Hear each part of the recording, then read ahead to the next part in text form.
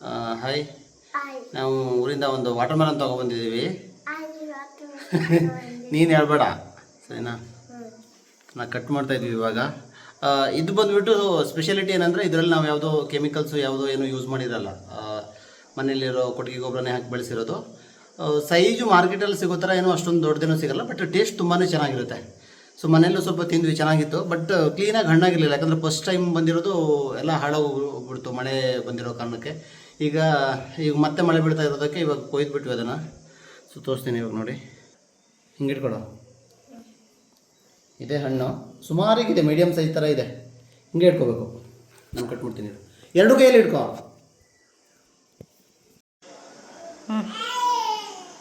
ಕೆಂಪಾಗಿದ್ದೀನಾ ನೋಡಿ, ಬಟ್ ಅಂತ ಹೊಡೀತು.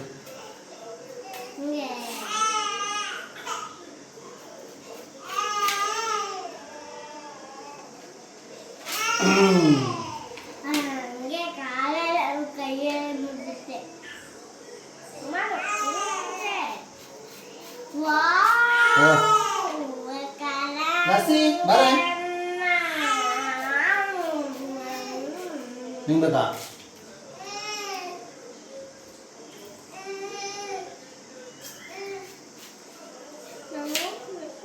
ಸಾಕಲ್ಲ ಇದು ಈಗ ಆರಾಮಲ್ದಿನ ಕಟ್ ಮಾಡು.